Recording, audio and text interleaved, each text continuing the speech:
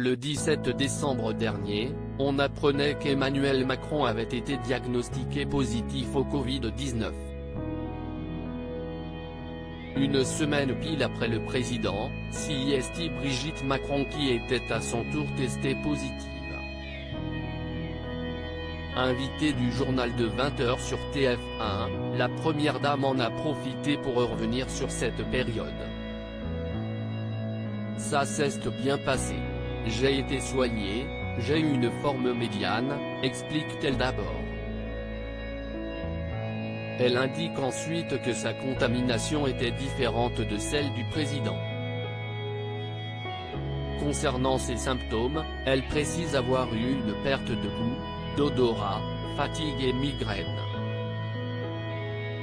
Elle affirme également que ça lui a permis de comprendre à quel point ça peut être anxiogène, notamment aux alentours du 6e jour. On respire moins bien et on se demande ce qui va se passer. Elle n'hésite pas à déclarer qu'elle conçoit que ce soit dur pour ceux qui sont seuls et indique avoir pu compter sur son mari, qui se trouvait dans la même situation. La femme du président a conclu en conseillant aux personnes seules d'avoir des contacts avec des gens tous les jours mais aussi de faire très attention à leur respiration. S'ils sentent qu'ils ont du mal à respirer, n'hésitez pas à aller voir un médecin ou vous rendre aux urgences, rappelle-t-elle. Brigitte Macron va-t-elle se faire vacciner ? Oui bien sûr, je vais me faire vacciner, affirme-t-elle avec conviction en précisant qu'elle attend que ce soit mon tour. Âgée de 67 ans, la première dame fait partie de la seconde vague de personnes prioritaires pour la vaccination. Cependant, elle explique qu'ayant été testée positive au Covid-19, elle doit attendre au moins 3 mois avant de pouvoir se faire vacciner mais il faut aussi avoir très peu voire plus du tout d'anticorps.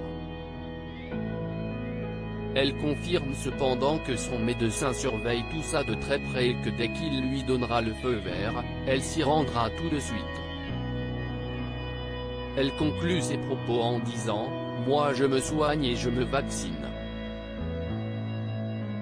J'ai confiance en la médecine, j'ai confiance ».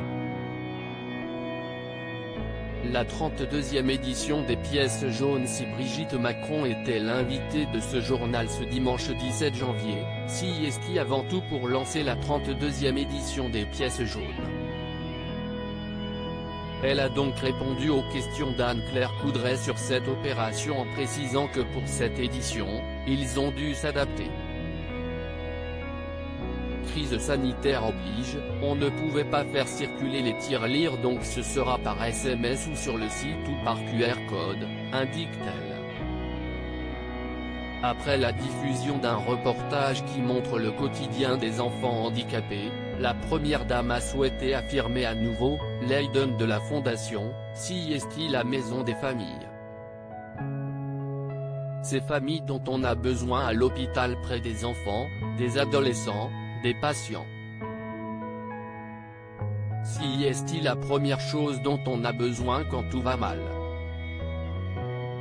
Elle participera à l'émission Le Grand Concours des animateurs diffusée vendredi sur TF1 pour cette opération qui lui tient à cœur.